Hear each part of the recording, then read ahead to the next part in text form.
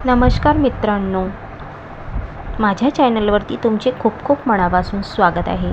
तर आजच्या या अतिशय खास आणि महत्त्वपूर्ण श्रावण महिना विशेष व्हिडिओमध्ये आपण जाणून घेणार आहोत की श्रावण महिन्यात श्री सत्यनारायण पूजा कशी करावी. 1, 5, 7, 9, 11, 21 वेळा सत्यनारायण कसा करावा, कोणते नियम पाळावेत आणि महिलांनी कोणती काळजी घ्यावी. सर्वात प्रथम एक गोष्ट लक्षात ठेवा की पूजा ही श्रद्धा आणि सात्विकता आपल्या परंपरेनुसार करायची असते. विशिष्ट संख्येने पूजा केल्याने हमखास आर्थिक लाभ मिळतो, पण अशी हमी कोणताही धार्मिक विधी देत नाही. मात्र श्रद्धेने केलेली उपासना मनाला शांती आणि सकारात्मकता आणि कुटुंबात भक्तिभाव निर्माण करते.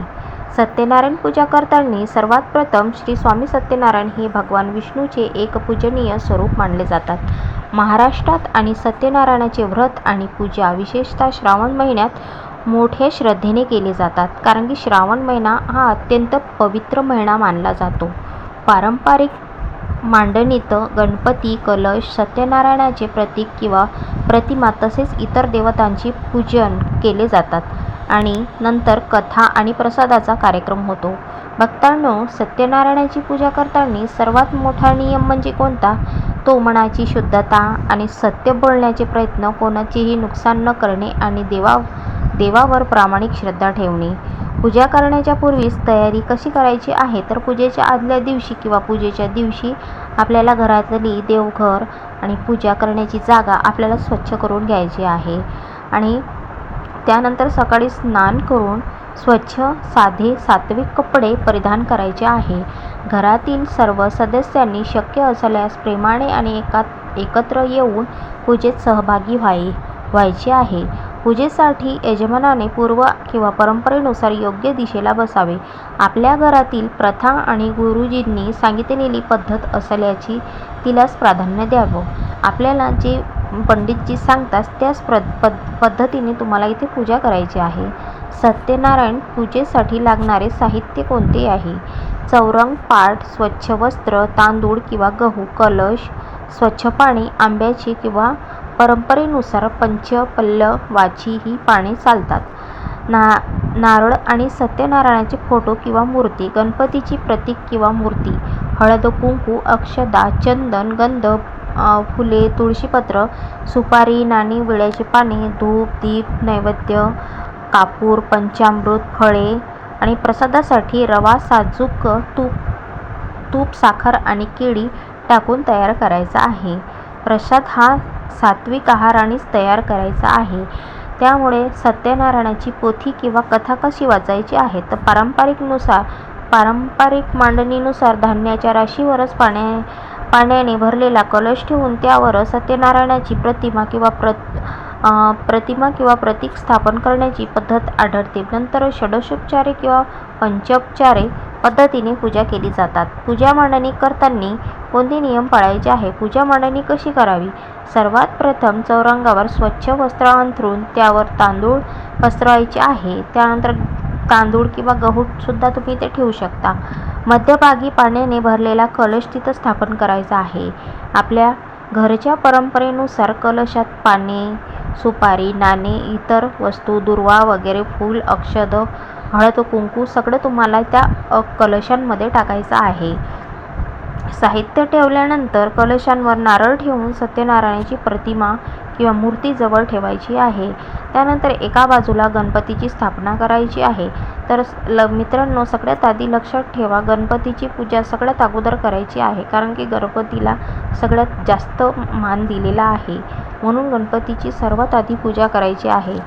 गणपतीची पूजा झाल्यानंतरच तुम्हाला कलश स्थापन करायचा आहे. त्यानंतर दीप लावा आणि पूजेची सुरुवात गणपती स्मरणाने करा. गणपतीचं स्मरण हे फार महत्त्वाचं आहे. सर्वात आधी गणपतीचं स्मरण करावं. सत्यनारायण पूजेची सोपी क्रम म्हणजे गणपतीची पूजा करताना सर्वात प्रथम श्री गणपतीचं स्मरण करून पूजा निर्विघ्नपणे पार पाडावी अशी प्रार्थना करावी.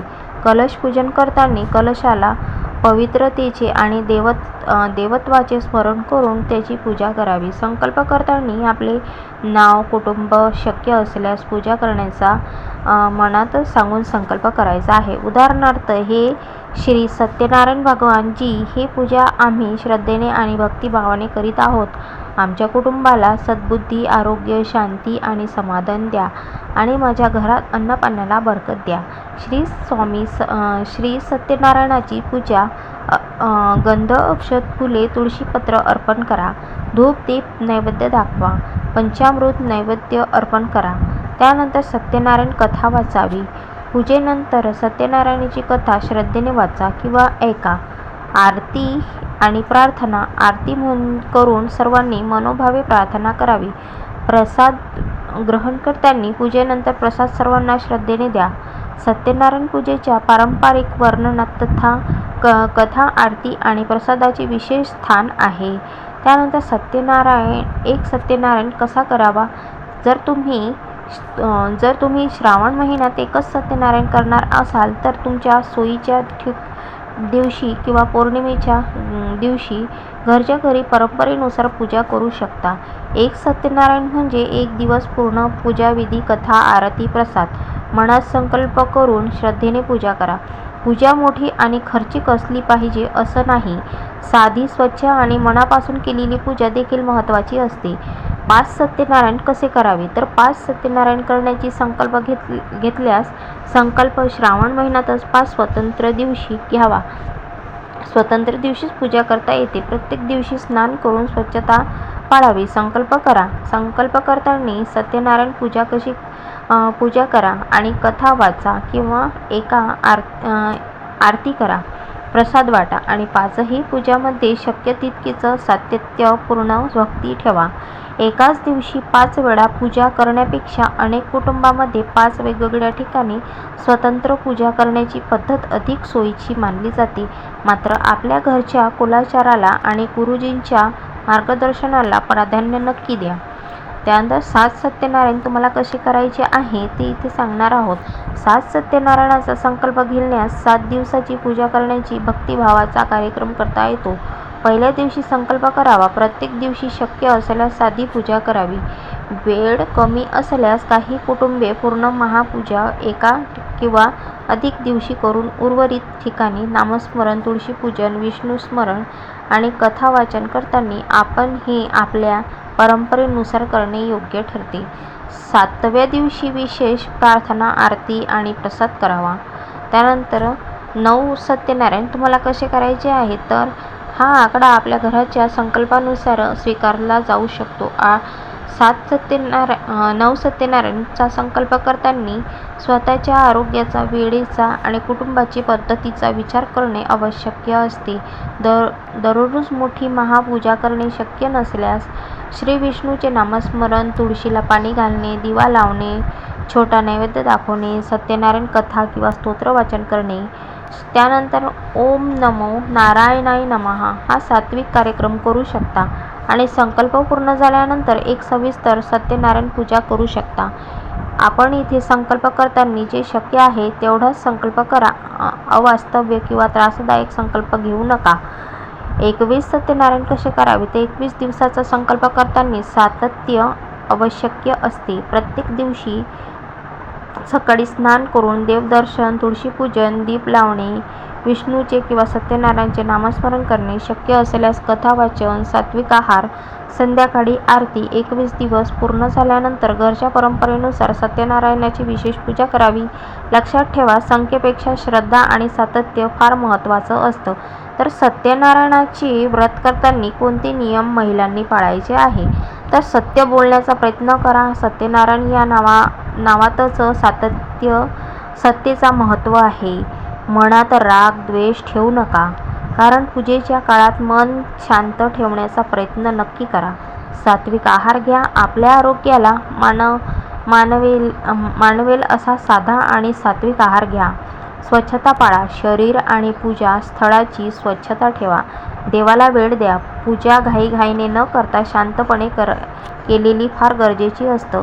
दान आणि सेवा. शक्य असल्यास गरजूंना दान, अन्न, इतर मदत करा.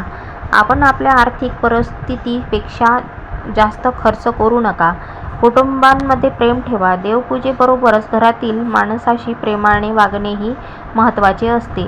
तर महिलांनी हे नियम तुम्ही नक्की पाळा. तर महिलांसाठी वेगळे कठोर किंवा त्रासदायक नियम आवश्यक असते आणि हे समजण्याचं कारण की सत्यनारायणाची पूजा ही श्रद्धेने पुरुष, महिला आणि कुटुंबातील इतर सदस्यही करू शकतात. अनेक घरांमध्ये पती पत्नी एकत्र पूजा करण्याची प्रथा आहे. महिलांनी हे लक्षात ठेवा की आपल्या परंपरेनुसारच पूजा करावी. घरच्या कुलाचार आणि स्थानिक परंपरा वेगवेगळ्या असू शकतात. आरोग्याला प्राधान्य द्या. उपवास करणे शक्य असेल तरच जबरदस्तीने उपवास करू नका. आरोग्य आणि सुरक्षितता हे फार महत्त्वाची असतं. श्रद्धा ही महत्त्वाची असतं, पण महागडे कपडे, दागिने किंवा मोठा खर्च केल्याशिवाय पूजा पूर्ण होत नाही असे नाही. आपल्या मनात जर भाव असेल तर पूजेचं नक्की फळ तुम्हाला मिळेल. कुटुंबातील सहभाग. महिलांनी सर्व तयारी करावी असा नियम नाही. घरातील सर्वांनी कामात सहभागी व्हावे. मन शांत जपा आणि पूजा करताना भीतीने किंवा दबावीखाली तुम्ही पूजा करू नका. तर आनंदाची भक्ती करा. आणि श्रावणातील महिलांनी धार्मिक आचरणेविषयी उपलब्ध मराठी मार्गदर्शन, नित्यपूजा, नामस्मरण आणि सात्विक आचरणावर भर दिला जातो. उपवास करताना अनेक महिलांनी विचार येतात की उपवास कसा करावा. तर अनेक घरांमध्ये सत्यनारायण पूजेपर्यंत उपवास किंवा हलका आहार करण्याची परंपरा आहे. काही ठिकाणी पूर्ण उपवास केला जातो. तर भक्तांनो, आपण उपवास हा आपल्या आरोग्य आणि क्षमतेनुसारच करावा. लहान मुले, आजारी व्यक्ती किंवा ज्यांना उपवास जमत नसेल त्यांनी आरोग्य आहार घ्यावा. भक्ती करण्यासाठी शरीराला त्रास देणे आवश्यक नसतं. लक्ष्मी प्राप्तीसाठी एक विशेष प्रार्थना आहे की पूजेच्या शेवटी सर्वांनी हात जोडून अशी प्रार्थना करा की हे श्री महालक्ष्मी, लक्ष्मीनारायण आमच्या घरात सद्बुद्धी, समाधान, परिश्रमाची शक्ती दे आणि योग्य मार्गाने प्रगती दे आणि प्रेरणा दे. आमच्या घरात प्रेम, आरोग्य, आनंद नांदो. आमच्या हातून सत्कर्म घडू दे. भक्तांनो, खरी समृद्धी म्हणजे फक्त पैसा नाही, तर चांगले आरोग्य, प्रेमळ कुटुंब, शांत मन, प्रामाणिक परिश्रम आणि सद्बुद्धी ही देखील मोठी संपत्ती आहे. तर संकल्प पूर्ण झाल्यानंतर काय करावे. तर 5, 7, 9, 21 दिवसाचा संकल्प झाल्यानंतर सत्यनारायणाची विशेष पूजा करावी. कथा वाचावी. कथेमध्ये सारं काही आहे. हे सगळ्यात आधी महत्त्वाचं आहे. कथा वाचताना सगळ्यांनी एकाग्रतेने कथा ऐकावी. तेव्हाच तुम्हाला तिचं फळ प्राप्त होतो. त्यानंतर आरती करा, प्रसाद वाटा आणि शक्य असल्यास दान किंवा सेवा नक्की करा. देवाचा आभार माना. यालाच अनेक जण संकल्पाचे सांगता केली उद्यापन म्हणतात. त्यानंतर भक्तांनो, श्रावण महिना हा भक्ती, संयम आणि सकारात्मकतेचा महिना आहे. एक सत्यनारायण असो किंवा 5 असो, 7 असो, 9 असो, 8 असो, 11 असो, दिवसाचा संकल्प असो, देवापुढे सर्वात मोठी गोष्ट आहे की ती खरी श्रद्धा, प्रामाणिक मन आणि कमी खर्चात साध्या पद्धतीने आणि घरच्या घरी परंपरेनुसार सत्यनारायण पूजा करता येते. आपल्या घरात जी श्री लक्ष्मीनारायणाची कृपा, सुख, शांती आणि समाधान सदैव नांदो. जय श्री सत्यनारायण, जय श्री लक्ष्मीनारायण. व्हिडिओ आवडला असेल तर लाईक, शेअर, सबस्क्राईब नक्की करा. आपल्या कुटुंबियांना शेअर नक्की करा. अशाच श्री श्रावण महिना विशेष धार्मिक माहितीसाठी चॅनलला सबस्क्राईब नक्की करा. ओम नमो नारायणाय नमः आणि कमेंट बॉक्समध्ये श्री स्वामी समर्थ लिहायला विसरू नका. श्री स्वामी समर्थ. जय जय स्वामी समर्थ.